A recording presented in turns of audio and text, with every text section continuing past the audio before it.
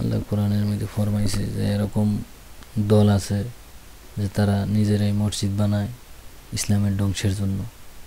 তাহলে ওই দলগুলা গেল কই?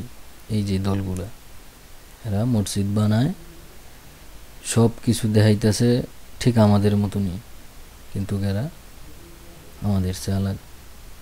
তারা সব কিছু মানতে বলে, কিন্তু ধর্মের কিছু কিছু জিনিস আছে এগুলো বাদ দাও।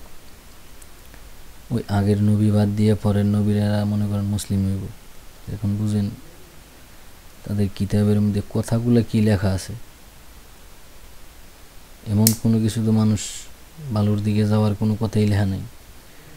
ওই উনি কীভাবে আইলো, কীভাবে হইলো, গোলাম মোহাম্মদ করতে আইলো, কীভাবে ফয়দা হইলো, কি কি নানান গীতিগিচ্ছা কাহানি লেখে আবার দিয়ে দিছে ধর্ম তোমরা মুসলিম আহমদীয় বা এত ইমাম মেহেদি আয়া পড়ছে। আরে ইমাম মেহেদি কয় 100 বছর আগে আইয়া পড়ছে, 200 বছর 150 বছর আগে ইমাম মেহেদি আইসা আইয়া মরে গেছে গা।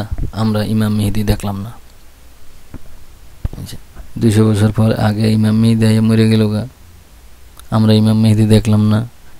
কইছে ইমাম মেহেদি আইব ওই সময়, যে সময় দুনিয়ার ভিতরে দাঙ্গা ফাসাদ জং মানুষ মারা এই সেই দুনিয়ার অনেক কিছু শুরু হয়ে যাবো গা, দুনিয়া ধ্বংসের দিকে যাবো গা, দুনিয়ার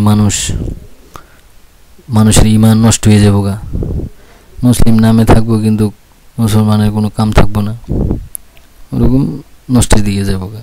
ওই তখন ইমাম মেহেদি আসবো, এসে সবাই রাস্তা দেখাইব, দলে দলে 72টা 73টা ভাগ হয়ে যাবো গা, সবাই আপনার মুসলিম করব।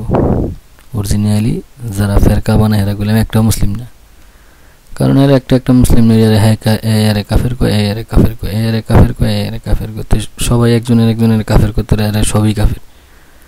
সঠিক মুসলিম হইতে গেলে কোনো ফেরকার মধ্যে যাওয়ানোর দরকার নেই।